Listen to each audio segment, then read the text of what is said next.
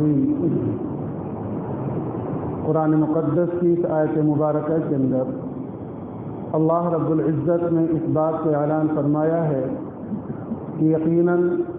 قیامت آنے والی ہے، اور لیکن لوگوں کی اکثریت اس پر یقین نہیں کرتی ہے۔ اللہ کے رسول صلی اللہ علیہ وسلم سے ایک موقع کے اوپر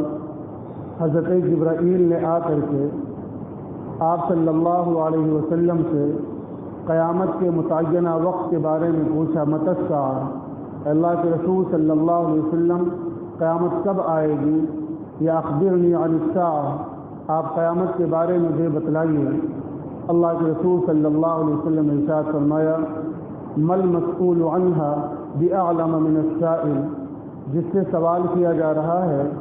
وہ سوال کرنے والے سے زیادہ نہیں جانتا ہے۔ مطلب یہ ہے کہ قیامت کی متعینہ تاریخ اللہ رب العزت نے اپنے خاص حکمت اور مصلحت کے پیش نظر اپنی مخلوقات میں سے کسی کو نہیں بتلایا ہے کہ وہ کون سے سال، کون سے مہینے اور کس وقت کے اندر آئے گی۔ ہاں، اللہ کے رسول صلی اللہ علیہ وسلم نے ارشاد فرمایا اس کی متعدد نشانیاں اللہ رب العزت کی جانب سے بتلائی گئی ہیں، جن کو اللہ کے رسول صلی اللہ علیہ وسلم نے مختلف روایتوں کے اندر بیان فرمایا ہے۔ ان علامت اور نشانیوں کے دیکھ لینے کے بعد میں قیامت کے قریب آ جانے کا زمانہ کا پتہ لگانا آسان ہو جاتا ہے۔ اس بنا پر ان علامتوں کو دیکھ کر کے لوگوں کو قیامت کے بارے میں یقین کر لینا چاہیے، اور قیامت اور اس کی ہولناکی کے متعلق اسی دنیا کے اندر رہتے ہوئے اس کی تیاری کی فکر کرنی چاہیے اور تیاری شروع کر دینی چاہیے۔ متعدد روایتوں کے اندر اللہ کے رسول صلی اللہ علیہ وسلم نے متعدد نشانیاں بیان فرمائی ہیں۔ ان نشانیوں میں سے ایک نشانی اللہ کے رسول صلی اللہ علیہ وسلم نے خروج دجال کا بھی ذکر فرمایا ہے کہ دجال کا نکلنا اور دجال کا ظاہر ہونا۔ گزشتہ کچھ جمعوں کے اندر آپ کے سامنے دجال کے متعلق اور فتنہ دجال کے متعلق کچھ باتیں ذکر کی تھی۔ آج اس مضمون کو میں سمیٹ کر کے آپ کے سامنے ایک خاکہ پیش کرنے کی کوشش کر رہا ہوں۔ اللہ کے رسول صلی اللہ علیہ وسلم کی روایتوں کے اشاروں سے کچھ باتیں سمجھ میں آتی ہیں، اور کچھ باتیں روایتوں کے اندر صراحت کے ساتھ موجود ہیں۔ ان تمام تر چیزوں کو سامنے رکھتے ہوئے اس بات پر یقین کے ساتھ کہنا آسان ہو جاتا ہے کہ دجال جو آئے گا وہ یہودیوں کے درمیان میں آئے گا۔ آج بھی جو موجودہ یہودی ہیں وہ دجال کے آمد کا انتظار کر رہے ہیں اور اس کے منتظر ہیں، اور وہ دجال کا انتظار اس بنا پر کر رہے ہیں کہ وہ دجال کو اپنا سب سے بڑا مسیحا سمجھ رہے ہیں، اپنا معاون اور مددگار سمجھ رہے ہیں۔ تو جو نشانی اللہ کے رسول صلی اللہ علیہ وسلم نے دجال کی آمد کے متعلق ذکر کیا تھا، دوسری اور کتابوں کے اندر اللہ رب العزت نے جو تذکرہ فرمایا تھا، اس بنا پر یہودیوں کا طبقہ بھی اب دجال کی آمد کا سخت منتظر ہے۔ تو اس سے پتہ چلا یہودیوں کی معاونت اور مدد کے لیے یہودیوں کے درمیان دجال کا ظہور ہوگا۔ دجال کے حلیے کے متعلق روایتوں کے اندر اللہ کے رسول صلی اللہ علیہ وسلم نے ارشاد فرمایا وہ بہت زیادہ بالوں والا ہوگا، اس کے سروں کے اوپر اتنے زیادہ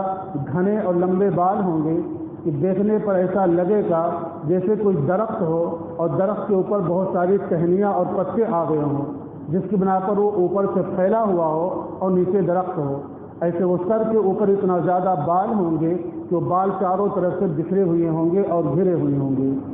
آپ صلی اللہ علیہ وسلم کی روایت کے مطابق اس کی دونوں آنکھوں میں عیب ہوگا، ایک آنکھ ممسوح ہوگی یعنی وہ قدرے دبی ہوئی ہوگی، اور ایک آنکھ کے بارے میں آپ صلی اللہ علیہ وسلم نے ارشاد فرمایا وہ ابھری ہوئی ہوگی، جیسے گوشت کی بوٹی، یعنی آنکھ کی جگہ پر اگر چھوٹی سی بیر یا چھوٹا سا سیب رکھ دیا جائے تو ابھرا ہوا ہوگا، اسی طریقے سے اس کی ایک آنکھ عام آنکھ کے مقابلے کے اندر ابھری ہوئی ہوگی اور دوسری آنکھ دبی ہوئی ہوگی۔ ان دونوں آنکھوں میں سے ایک آنکھ کے اندر روشنی اور بینائی نہیں ہوگی، وہ ایک آنکھ سے دیکھنے والا ہوگا۔ اسی کو اللہ کے رسول صلی اللہ علیہ وسلم نے آور کے لفظ سے بھی تعبیر فرمایا ہے۔ پھر آپ صلی اللہ علیہ وسلم نے ارشاد فرمایا متعدد روایتوں کے اندر کہ اللہ رب العزت کی جانب سے اس کو ایک خاص طاقت اور قوت دے کر کے دنیا کے اندر بھیجا جائے گا جو لوگوں کے لیے بڑی آزمائش اور لوگوں کے لیے بہت بڑا فتنہ ہوگا۔ آپ صلی اللہ علیہ وسلم نے روایت کے اندر ارشاد فرمایا کہ اس کو اس دنیا کے اندر 40 دن رہنے کا موقع ملے گا، یعنی 40 دنوں تک اس دنیا کے اندر رہے گا، جس میں ایک دن تمہارے 1 سال کے برابر ہوگا، دوسرا ایک دن تمہارے 1 مہینے کے برابر ہوگا، تیسرا ایک دن تمہارے 1 ہفتے کے برابر ہوگا، اور بقیہ دن تمہارے عام دنوں کی طرح ہوں گے۔ اللہ کے رسول صلی اللہ علیہ وسلم نے جب ارشاد فرمایا تو کسی صحابی نے سوال کیا کہ اللہ کے رسول صلی اللہ علیہ وسلم، جو دن 1 سال کے برابر ہوگا تو کیا اس دن میں ہمیں ایک ہی دن کی نماز پڑھنی ہے؟ آپ صلی اللہ علیہ وسلم نے ارشاد فرمایا نہیں، بلکہ تمہیں اوقات کے اعتبار سے اس پورے دن کے اندر، یعنی جو دن سال بھر کے برابر ہوگا، تم کو اوقات کی ترتیب بنا کر کے پورے سال بھر کی نمازیں پڑھنی ہوں گی۔ یہ اللہ کے رسول صلی اللہ علیہ وسلم سے جب سوال کیا گیا، آپ صلی اللہ علیہ وسلم نے ارشاد فرمایا۔ اس طریقے سے وہ 40 دن دنیا کے اندر رہے گا، اس کے ساتھ اس کا باغ ہوگا جو جنت نما باغ ہوگا، اور اس کے ساتھ ایک آگ ہوگی۔ جو اس کا باغ ہوگا وہ حقیقت کے اندر جہنم کی آگ ہوگی، اور جو آگ ہوگا وہ حقیقت کے اندر باغ ہوگا۔ اسی کو روایت کے اندر تعبیر کیا گیا، اس کے ساتھ پانی کی ایک نہر ہوگی جو اس کے ساتھ چل رہی ہوگی، اور اسی طریقے سے اس کے ساتھ آگ ہوگی۔ اللہ کے رسول صلی اللہ علیہ وسلم نے ارشاد فرمایا، جو چیز تمہیں اپنے دیکھنے کے اندر آرام دہ دکھائی پڑتی ہو وہ پانی یا باغ، وہ حقیقت کے اندر آگ ہوگا۔ جو شخص اس کے اندر داخل ہوگا وہ جہنم کے اندر چلا جائے گا، اور جو دیکھنے کے اندر آگ دکھائی ہوگی اور تکلیف دہ دکھائی پڑے گی وہ حقیقت کے اندر جنت کا ایک باغ ہوگا۔ لہذا اگر کوئی شخص اس کے اندر گیا تو جنت کے باغ کے اندر داخل ہونے والا کہلائے گا۔ جب وہ آئے گا، دنیا کے نظام بالکل اتھل پتھل ہوگا، اللہ تعالیٰ اس کو ایسی طاقت و قوت دے گا کہ وہ ایک بستی کے پاس سے گزرے گا، بستی کے لوگوں کو اکٹھا کر کے اپنے الوہیت کی طرف، اپنے خدائی کی طرف ان کو دعوت دے گا۔ وہ لوگ اس کی دعوت کو قبول کر لیں گے، اس کو خدا اور اس کو الہ ماننے پر تیار ہوں گے۔ وہ بادل کی طرف اشارہ کرے گا، بادل اپنی بارش کو برسائے گا، زمین کو حکم دے گا، زمین اپنی پیداوار اگل دے گی، یہاں تک کہ اس قبیلے اور اس علاقے کے جانور جب صبح چرنے کے لیے جائیں گے تو شام کے اندر پیٹ بھر کر کے واپس آئیں گے۔ چراگاہ کے اندر اتنا سبزہ ہوگا کہ ان کا پیٹ بھرا ہوا اور ابھرا ہوگا۔ ان کے جانوروں کے تھن جو ہوں گے وہ دودھ سے بھرے ہوئے ہوں گے، ان کی کوہان جو ہوگی وہ چربیوں سے بھری ہوگی، یعنی انتہائی شادابی اور انتہائی فراوانی ہوگی۔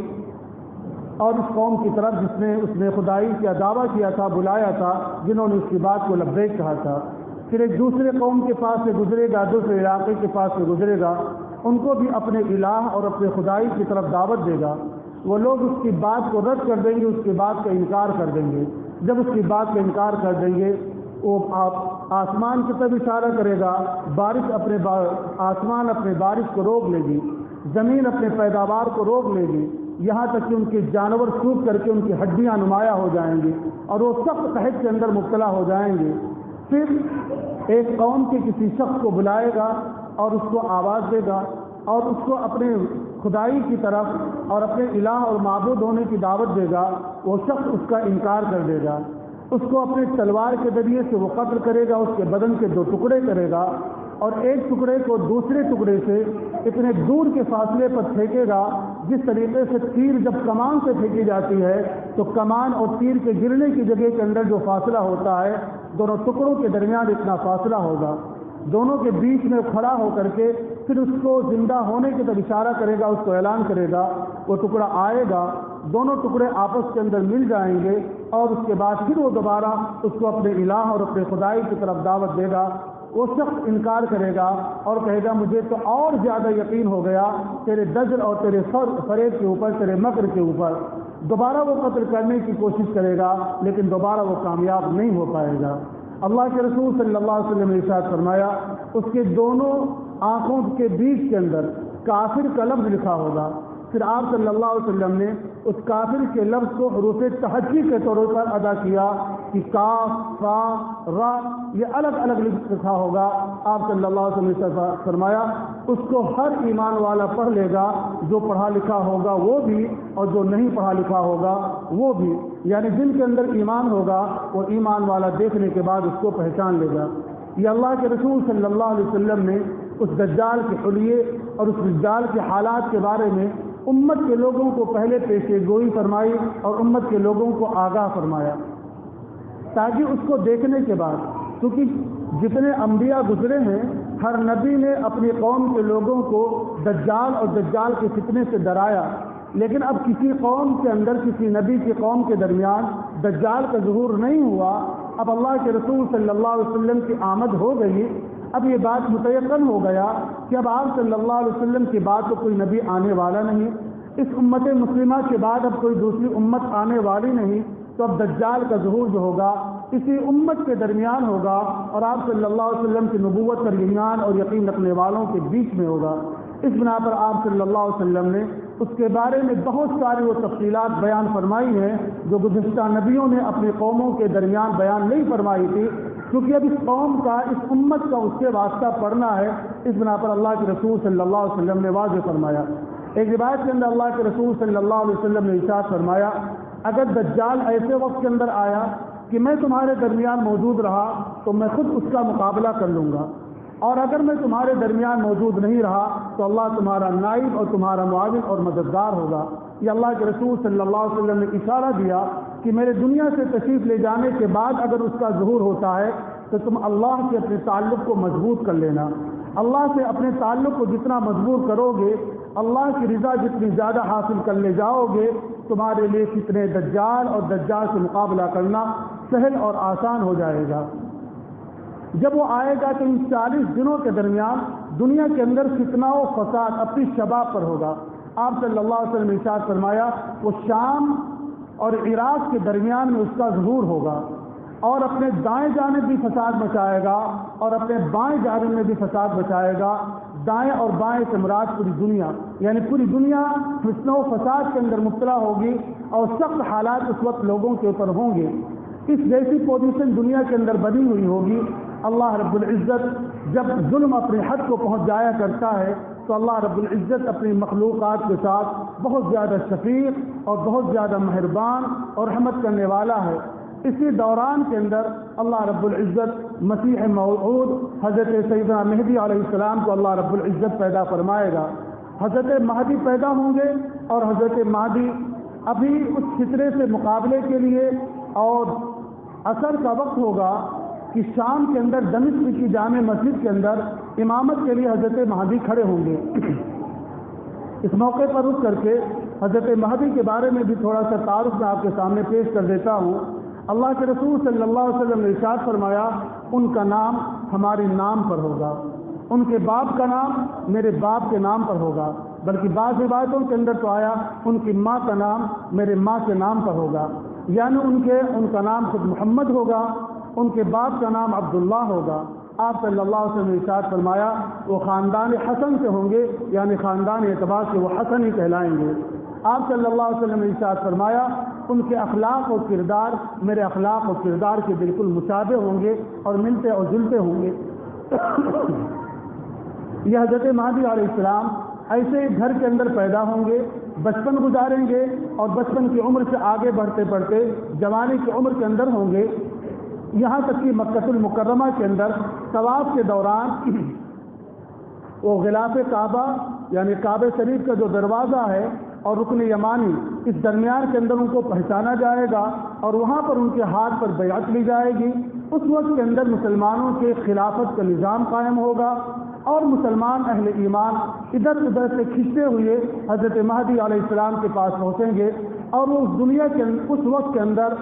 ظلم و زیادتی کو ختم کرنے کے لیے قوموں کے تمام فرد کو اور تمام قوموں کو امن و انصاف دلانے کے لیے، عدل و انصاف کا نظام بحال کرنے کے لیے وہ وہاں ایسے ایک تحریک چلائیں گے اور سارے اہل ایمان اور انصاف پسند لوگ، امن و امان رکھنے والے لوگ، ایمان کی نورانیت رکھنے والے لوگ وہ ان سے ملتے چلے جائیں گے. اس زمانہ گزرے گا وہی حضرت مہدی جو ہوں گے وہ عصر کی نماز کی امامت کے لیے کھڑے ہوں گے۔ تکبیر کہی جا چکی ہوگی کہ ان کی نگاہ اٹھے گی دمشق کی جامع مسجد کے بائیں مینارے کی طرف۔ حضرت عیسیٰ علیہ السلام دو فرشتوں کے پروں پر ہاتھ رکھ کر کے اس مینار تک آئیں گے۔ اس کے بعد زینہ اور سیڑھی لگائی جائے گی، اس کے واسطے سے وہ اتریں گے۔ حضرت مہدی کہیں گے کہ آپ امامت کے لیے آگے بڑھیں، کیونکہ تکبیر کہی جا چکی ہوگی۔ حضرت عیسیٰ علیہ السلام اشارہ فرمائیں گے کہ نہیں، امامت تو آپ ہی کریں گے۔ چنانچہ حضرت مہدی امامت کریں گے اور حضرت عیسیٰ علیہ السلام عصر کی نماز کے اندر شرکت فرمائیں گے۔ یہ حضرت عیسیٰ علیہ السلام کی جو آمد ہوگی یہ دجال کے شباب کا ایک دم سے دور ہوگا اور دجال کے ظہور کا انتہائی شباب ہوگا۔ اللہ رب العزت نے، اس سے پہلے میں نے روایت ذکر کی ہے کہ جب سیدنا عمر بن خطاب رضی اللہ تعالیٰ عنہ کو اللہ کے رسول صلی اللہ علیہ وسلم اپنے ساتھ لے کر کے ابن سیاد کے پاس گئے تھے، اور ابن سیاد نے اللہ کے رسول صلی اللہ علیہ وسلم کی شان کے اندر کچھ گستاخانہ نازیبانہ حرکتیں اس نے کی تھی، انداز اس نے اختیار کیا تھا۔ سیدنا عمر بن خطاب رضی اللہ تعالیٰ عنہ نے فرمایا کہ اللہ کے رسول آپ اجازت دیجیے میں اس کے سر کو اس کے بدن سے جدا کر دوں۔ اللہ کے رسول صلی اللہ علیہ وسلم نے ارشاد فرمایا کہ عمر، اگر یہ وہ نہیں ہے تو تمہارے لیے قتل کرنے کی اجازت نہیں، تمہارے لیے قتل کرنا جائز نہیں، اور اگر یہ وہی ہے تو اس کا قتل کیا جانا حضرت عیسیٰ علیہ السلام کے مقدر میں لکھا جا چکا ہے، تم اس کے قتل کرنے پر طاقت اور قوت نہیں رکھ سکتے۔ اس سے اللہ کے رسول صلی اللہ علیہ وسلم نے اس بات کی طرف اعلان فرمایا اور اشارہ فرمایا کہ اس فتنہ دجال کے سب سے بڑے امام یعنی دجال کے خاتمے کے لیے اللہ رب العزت سیدنا حضرت عیسیٰ علیہ السلام کو منتخب کر چکا ہے، لہذا سیدنا عیسیٰ علیہ السلام آئیں گے اور اللہ کے رسول صلی اللہ علیہ وسلم نے جگہ بھی متعین فرمایا کہ مقام لد کے پاس حضرت عیسیٰ علیہ السلام اس کو قتل کریں گے اور دجال کا یہ فتنہ اور دجال کا وجود دنیا سے ختم ہوگا۔ حضرت عیسیٰ علیہ السلام کے بارے میں کچھ باتیں آپ کے سامنے اس وقت کہہ دینا مناسب سمجھتا ہوں۔ قرآن پاک کی تعلیم کے مطابق قرآن پاک نے جو حضرت عیسیٰ علیہ السلام کے بارے میں ہمیں اور آپ کو بتلایا ہے کہ حضرت عیسیٰ علیہ السلام بغیر باپ کے پیدا ہوئے۔ اسی بنا پر قرآن پاک کی متعدد آیتوں کے اندر حضرت عیسیٰ علیہ السلام کو کہیں روح اللہ، کہیں کلمت اللہ، اس جیسے الفاظ سے یاد کیا گیا ہے۔ ان کی ماں حضرت مریم جب غسل کرنے کے لیے اپنے گھر کے ایک گوشے اور تنہائی کے اندر گئی، حکم خداوندی کے مطابق حضرت جبرائیل علیہ السلام آئے اور انہوں نے ایک پھونک ڈالی جس کی بنا پر ان کو حمل کا استقرار ہوا اور حضرت عیسیٰ علیہ السلام کی پیدائش ہوئی۔ جب حضرت عیسیٰ علیہ السلام پیدا ہوئے تو ان کی ماں حضرت مریم کے اوپر لوگوں نے بہت بڑا الزام اور بہتان لگایا اور تہمت لگائی۔ اللہ رب العزت نے اس وقت ان کی دل بستگی کر کے ارشاد فرمایا، تمہیں کوئی کچھ بھی کہے تمہیں جواب دینے کی اور مدافعات کرنے کی کوشش نہیں کرنا، اس بچے کی طرف اشارہ کر دینا، یہ بچہ خود ان کے جوابات کو دے دے گا۔ جب وہ اپنے چھوٹے سے دودھ پیتے ہوئے بچے کو لے کر کے قوم کے درمیان داخل ہوئی، جب قوم کے لوگوں نے واہی اور تباہی مچانا شروع کیا، انہوں نے اپنے بچے کی طرف اشارہ کیا۔ اس وقت حضرت عیسیٰ علیہ السلام نے ایک بلیغ خطبہ اور ایک بلیغ وعظ و نصیحت فرمائی تھی۔ قال انی عبد اللہ آتانی الکتاب وجعلنی نبیا وجعلنی مبارکا اینما کنت واوصانی بالصلاة والزکاة ما دمت حیا وبرا بوالدتی۔ ایک لمبی وعظ اور لمبی خطابت اور حضرت عیسیٰ علیہ السلام نے فرمائی تھی کہ میں اللہ کا بندہ ہوں، اللہ رب العزت مجھے کتاب سے نوازے گا اور اللہ رب العزت مجھے مقام نبوت پر سرفراز فرمائے گا۔ اس رب نے مجھے نماز کی پابندی اور زکوٰۃ کی ادائیگی کا حکم دیا ہے۔ وہ رب اپنے والدین کے ساتھ، اپنی والدہ کے ساتھ خصوصی حسن و سلوک، اچھے ویوہار اور برتاؤ کا حکم دیا ہے۔ یہ حضرت عیسیٰ علیہ السلام نے وعظ و نصیحت فرمائی۔ اس جگہ پر میں رک کر کے آپ کو بات کی طرف اشارہ کروں گا کہ حضرت عیسیٰ علیہ السلام کی پیدائش معجزانہ طور پر اللہ رب العزت کے سنت اور دستور کے خلاف اس دنیا کے اندر ہوئی۔ اللہ کا نظام اور دستور یہی ہے کہ ماں اور باپ ایک مذکر اور ایک مؤنث کے ملاقات کے بعد میں اللہ تعالیٰ اولاد عطا فرماتا ہے۔ اس نظام سے ہٹ کر کے معجزانہ طور پر اللہ رب العزت نے حضرت عیسیٰ علیہ السلام کی پیدائش فرمائی۔ عام طور پر بچے 2 سال 2.5 سال یا اس سے کچھ کم و بیش کی عمر کو جب آگے گزرتے ہیں اس کے بعد وہ بات چیت کرنے کی صلاحیت ان کے اندر پیدا ہوتی ہے۔ معجزانہ طور پر اللہ رب العزت نے اس دودھ پیتے ہوئے بچے کو جو ابھی چند دن کا تھا، انتہائی فصیح اور انتہائی بلیغ، توحید سے بھرپور، اللہ رب العزت کی اطاعت سے بھرپور، بلکہ حقوق اللہ اور حقوق العباد تمام تر عبادتوں کے جامع کلمات کے ذریعے سے اس چھوٹے بچے نے خطاب فرمایا۔ یہ بھی معجزانہ طور پر ہی ان کا خطاب تھا۔ مستقل طور پر حضرت عیسیٰ علیہ السلام کی نصرت اور مدد کے لیے اللہ رب العزت نے حضرت جبرائیل علیہ السلام کو ان کے ساتھ رکھا تھا۔ اسی بنا پر روح اللہ حضرت جبرائیل کا بھی لقب ہے، اور بعض علماء نے اسی طرح اشارہ بھی کیا ہے کہ حضرت عیسیٰ علیہ السلام کو بھی جو لقب دیا جاتا ہے وہ حضرت جبرائیل علیہ السلام کے ان کے ساتھ بہت زیادہ رہنے کی بنا پر، ان کی مدد اور ان کی نصرت ہمہ وقت ساتھ رہنے کی بنا پر، اس طریقے سے حضرت عیسیٰ علیہ السلام پروان چڑھے۔ اللہ رب العزت نے ان کو جس مقام و منصب کے لیے بھیجا تھا وہ کتاب اور مقام نبوت عطا فرمایا۔ اپنے لوگوں کے سامنے انہوں نے صحیح تعلیم پیش کی، قوم کے لوگوں نے ان کی مخالفت کی دشمنیاں مول لی، یہاں تک کہ ان کو قتل اور پلان کرنے کا منصوبہ بنایا۔ اللہ رب العزت ارشاد فرماتا ہے بل رفعہ، اللہ رب العزت نے سیدنا عیسیٰ علیہ السلام کو آسمان پر اٹھا لیا۔ ما قتلوہ وما صلبوہ ولکن شبہ لہم، یہ لوگ جو حضرت عیسیٰ علیہ السلام کے قتل کے ڈرتے تھے، یہ لوگ حضرت عیسیٰ علیہ السلام کو قتل نہیں کر سکے۔ جو لوگ ان کو صلیب پر اور سولی پر چڑھا دینے کے ڈرتے تھے وہ لوگ نہ تو ان کو سولی پر چڑھا سکے، ہاں ہوا یہ کہ ان کے سامنے ایک مشتبہ شکل پیش کر دی گئی جس کو انہوں نے سولی پر چڑھا کر قتل کے معاملے کو انجام دیا، اور وہ یوں خیال کرنے کے لگے کہ ہم نے حضرت عیسیٰ علیہ السلام کو سولی پر چڑھا دیا اور ان کو قتل کر دیا۔ ایسا ہرگز نہیں ہوا ہے۔ ما قتلوہ وما صلبوہ ولکن شبہ لہم بل رفعہ اللہ، بلکہ اللہ رب العزت نے حضرت عیسیٰ علیہ السلام کو معجزانہ طریقے پر اسی جسم و جسمانیت کے ساتھ جس کے ساتھ وہ دنیا کے اندر زندگی گزار رہے تھے، اللہ تعالیٰ نے ان کو آسمان پر اٹھا لیا، اور وہ اسی جسم کے ساتھ آج بھی حضرت عیسیٰ علیہ السلام آسمان پر زندہ ہیں۔ جب وہ دجال آئے گا اور اللہ رب العزت حضرت عیسیٰ علیہ السلام کو دنیا میں بھیجنے کا فیصلہ فرمائے گا، اتارنے کا فیصلہ فرمائے گا، تو اپنے اسی جسم و جسمانیت کے ساتھ جس کے ساتھ پہلے زندہ تھے، آج آسمانوں پر زندہ ہیں، اسی کے ساتھ حضرت عیسیٰ علیہ السلام تشریف لائیں گے۔ بلکہ رواج کے اندر تو یہ ہے کہ جب وہ اس وقت آئیں گے تو ان کے بال سے پانی کے قطرات ٹپک رہے ہوں گے، گویا کہ جنت سے ابھی غسل کر کے حضرت عیسیٰ علیہ السلام سیدھے آ رہے ہوں گے، ان کے بالوں سے پانی کے قطرات ٹپک رہے ہوں گے۔ یہ حضرت عیسیٰ علیہ السلام کا اٹھایا جانا یہ بھی معجزہ، اور پھر حضرت عیسیٰ علیہ السلام کا اپنے اسی شباب اور جوانی کے ساتھ دنیا کے اندر بھیجا جانا یہ بھی معجزہ۔ اللہ کے رسول صلی اللہ علیہ وسلم نے ایک روایت کے اندر ارشاد فرمایا کہ میرے روضے کے اندر ایک تو میری قبر بنے گی، اور 2 سیدنا عمر بن فاروق رضی اللہ تعالیٰ عنہ اور سیدنا عمر بن خطاب رضی اللہ تعالیٰ عنہ، یہ 3 قبریں تو آج بھی موجود ہیں، اور ایک 4تھی قبر کی جگہ جو خالی ہوگی وہ حضرت عیسیٰ علیہ السلام کے لیے ہوگی۔ آپ صلی اللہ علیہ وسلم کی ان روایتوں پر غور کرنے کے بعد اور سننے کے بعد ایمان کے اندر قوت اور طاقت پیدا ہو جاتی ہے کہ آپ صلی اللہ علیہ وسلم نے ارشاد فرمایا اس جگہ پر حضرت عیسیٰ علیہ السلام مدفون ہوں گے،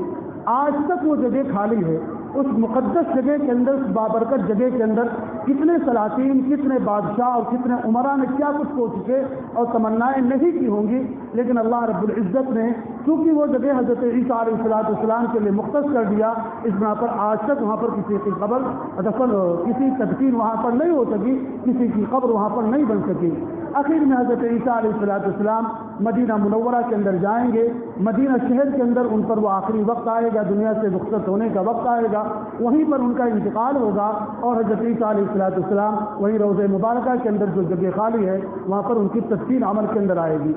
یہ بات میں نے تفصیل کے ساتھ اس بنا پر ذکر کی کہ آپ اس سے اس بات کا اندازہ لگانے کے اندر سہولت آسانی ہو جائے گی کہ حضرت عیسیٰ علیہ السلام کے بارے میں جو بات دجال کے قتل کرنے کے بارے میں کی جا رہی ہے وہ ایک معجزاتی اور ایک اللہ رب العزت نے ان کو ایک عجیب طاقت و قوت دے رکھی ہوگی۔ بلکہ روایت کے اندر اللہ کے رسول صلی اللہ علیہ وسلم نے اس مضمون کو واضح کرتے ہوئے ارشاد فرمایا کہ حضرت عیسیٰ علیہ السلام جو سانس لیں گے تو ان کی سانس دور سے جا کر کے اس دجال کو لگے گی، اور جتنا قریب چلتے چلے جائیں گے وہ دجال پگھلتا ہوا چلا جائے گا، یعنی کمزور ہوتا چلا جائے گا۔ بعض روایتوں کے اندر تشبیہ دے کر سمجھایا گیا کہ جیسے پانی کے اندر نمک ڈال دیا جائے تو نمک آہستہ آہستہ گھلتا رہتا ہے، ایسے حضرت عیسیٰ علیہ السلام کے آنے اور آمد کے بعد میں وہ دجال کمزور ہونا اور گھلنا شروع ہو جائے گا، اور مقام لطف کے پاس معجزانہ طریقے پر حضرت عیسیٰ علیہ السلام اس کا خاتمہ کریں گے۔ یہ 40 دنوں کے دور کے اندر، 40 دنوں کے زمانے کے اندر وہ پوری دنیا کے اندر سیر کرے گا اور پوری دنیا کے اندر گھومے گا۔ مکہ المکرمہ اور مدینہ المنورہ یہ دو بابرکت شہر ہوں گے جس کے اندر دجال کا داخلہ نہیں ہو پائے گا۔ ان کے مقام حدود کے اوپر جو حرم کے مقام متعین کی ہیں، مدینہ منورہ کی اللہ کے رسول صلی اللہ علیہ وسلم نے، اور مکہ المکرمہ کی سیدنا ابراہیم خلیل اللہ علیہ السلام نے، جس کو حدود حرم کہا جاتا ہے، اس حدود حرم کے اوپر فرشتوں کا زبردست پہرا ہوگا۔ یہ داخل کرنے کی کوشش کرے گا لیکن ان جگہوں کے اوپر داخل نہیں ہو پائے گا۔ اتنے کلیئر، اتنے واضح معلومات اللہ کے رسول صلی اللہ علیہ وسلم نے دیا۔ یہ جب دجال کے اخیر وقت ہو رہا ہوگا، دجال کا خاتمہ ہوگا اور حضرت عیسیٰ علیہ السلام کے ذریعے سے اس دنیا کے اندر امن و امان اور عدل و انصاف قائم کرنے کا وقت آئے گا، اسی درمیان یاجوج اور ماجوج کا خروج بھی ہوگا۔ کچھ لوگ سوال کرتے ہیں کہ ان فتنوں کے بارے میں ترتیب کیا ہے۔ اب آپ یہ سمجھ سکتے ہیں میری اس گفتگو سے کہ سب سے پہلے حضرت مہدی علیہ السلام کی پیدائش ہوگی، کیونکہ وہ بچے ہوں گے،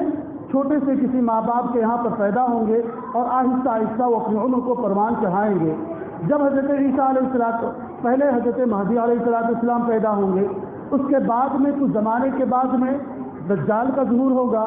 اس کے کچھ زمانے کے بعد میں حضرت عیسیٰ علیہ السلام، بلکہ کچھ ہی دنوں کے بعد حضرت عیسیٰ علیہ السلام کی آمد ہوگی۔ حضرت عیسیٰ علیہ السلام ابھی دنیا کے اندر موجود ہی ہوں گے کہ یاجوج ماجوج کا خروج ہوگا۔ اور یہ جو ترتیب اور اللہ کے رسول صلی اللہ علیہ وسلم نے جو تفصیلات بیان فرمائی ہیں، کسی کو ان باروں میں شک اور شبہ کرنے کی گنجائش نہیں ہے، اس بنا پر کہ آپ صلی اللہ علیہ وسلم نے ان بڑے بڑے فتنوں سے پہلے جن چھوٹے فتنوں کا تذکرہ کیا ہے، ان بڑے بڑے حالات اور آزمائشوں کے آنے سے پہلے اللہ رب العزت نے جن چھوٹے آزمائشوں کا تذکرہ کیا ہے، 100% اگر انسان سنجیدگی کے ساتھ اگر غور کر کے اپنے گرد و پیش کے اندر دیکھنا چاہے تو 100% منوان وہ چیزیں ہمارے گھروں کے اندر، ہمارے پڑوس کے اندر، ہمارے شہر کے اندر، ہمارے ملک اور پوری دنیا کے اندر واضح طور پر دکھائی پڑتی ہیں۔ تو جیسے چھوٹی چھوٹی علامتیں ہم اپنی آنکھوں سے دیکھ رہے ہیں، ایسے جب وہ وقت آ جائے گا تو یہ بڑی علامتیں اور بڑی نشانیاں بھی ظہور پذیر ہوں گی۔ اللہ کے رسول صلی اللہ علیہ وسلم کی ان تمام پر بتلائی ہوئی باتوں کو اور آج کے مشاہدات کو دیکھنے کے بعد ہمیں اپنے ایمان کو مزید تر مضبوط کرنے کی ضرورت ہے، اپنے ایمان کے اندر اور زیادہ قوت پیدا کرنے کی ضرورت ہے۔ شروع کے اندر میں نے ایک بات ذکر کی تھی کہ اس وقت کے اندر ایمان والے اللہ رب العزت سے اپنے تعلقات اور کو مضبوط کرنے والے ہوں گے۔ اللہ رب العزت دجال سے ان کی حفاظت فرمائے گا، اللہ رب العزت کی مدد اور نصرت ان کے ساتھ ہوگی۔ اللہ کے رسول اللہ رب العزت سے تعلق مضبوط کرنے کا طریقہ میں نے اس سے پہلے بھی اشارہ کیا تھا، اللہ کے رسول صلی اللہ علیہ وسلم پر کثرت کے ساتھ درود بھیجا جائے۔ اللہ کے رسول صلی اللہ علیہ وسلم کے تمام تر طریقوں پر یعنی سنت کے مطابق استحضار کے ساتھ اپنی زندگی کو گزارنے کی کوشش کی جائے۔ ایک تو یہ ہوتا ہے ہم نے غفلت کے ساتھ کوئی عمل کر لیا، نہیں، استحضار کے ساتھ یعنی اس بات کو یاد رکھ کر کے کہ اللہ کے رسول صلی اللہ علیہ وسلم کا طریقہ ہے، اس بنا پر ہم اس پر عمل کر رہے ہیں۔ ہم نے کھانے سے پہلے ایک مرتبہ بیٹھے، ہم نے دعا پڑھ لیا، دائیں ہاتھ سے کھانا شروع کر دیا، یہ سنت پر عمل تو ہو رہا ہے، لیکن سنت کا استحضار بھی ہونا چاہیے کہ اللہ کے رسول صلی اللہ علیہ وسلم دسترخوان پر بیٹھنے سے پہلے ہاتھ کو دھلتے تھے، آپ کھانا شروع کرنے سے پہلے بسم اللہ پڑھتے تھے، آپ دائیں ہاتھ سے کھانا شروع کرتے تھے۔ یہ استحضار بھی ہونا چاہیے، کیونکہ جب اس شخصیت کا استحضار ہوگا تو دل کے اندر اس کی محبت پیدا ہوگی، ورنہ رسمی طور پر تو ہم سنت پر عمل کرنے والے ہوں گے، لیکن جو محبت اور تعلقات ہونا چاہیے بغیر استحضار کی چیز نہیں ہوگی۔ پھر اللہ کے رسول صلی اللہ علیہ وسلم نے ارشاد فرمایا کہ جو کوئی جمعے کے دن سورۃ الکہف کی تلاوت کرے گا، اللہ رب العزت آنے والے جمعے تک اس کی ہر فتنے سے حفاظت فرمائے گا، حتیٰ کہ اگر دجال کا خروج اور ظہور ہو گیا تو اللہ رب العزت دجال کے فتنے سے بھی اس کی حفاظت فرمائے گا۔ تو ہم درود شریف کثرت سے پڑھنے والے بنیں، اللہ کے رسول صلی اللہ علیہ وسلم کے سنت پر استحضار کے ساتھ عمل کرنے کی مشق اور کوشش کریں اور عادت ڈالیں، اور جمعے کے دن خصوصیت کے ساتھ سورۃ الکہف کی تلاوت کا خود بھی انتظام کریں، اپنے گھروں کے اندر بھی ان چیزوں کا اہتمام کریں۔ اگر ان چیزوں پر ہم نے عمل کرنا شروع کر دیا تو دجال کی آمد کے وقت اللہ رب العزت کی مدد اور نصرت ہمارے ساتھ ہوگی، پھر وہ ہمارا بال بیکا نہیں کر پائے گا، ہم اپنے ایمان اور اپنی سلامتی کے ساتھ رہنے والے ہوں گے۔ اللہ کی مدد اور نصرت کے بغیر دجال اور دجال کے فکرے سے بچنا کسی انسان کے بس کی بات نہیں ہے۔ اس بنا پر اللہ کی مدد کو، اللہ کی نصرت کو، اللہ کی توجہ کو اپنی طرف مرکوز کرنے کے لیے ہمیں ان جیسی چیزوں پر عمل کرنے کی اور توجہ کرنے کی اور اس کے مشق کرنے کی کوشش کرنی چاہیے۔ اللہ تعالیٰ آپ کو بھی اور ہمیں بھی کہیں ان باتوں پر عمل کرنے کی توفیق عطا فرمائے۔ وآخر دعوانا الحمد للہ رب العالمین۔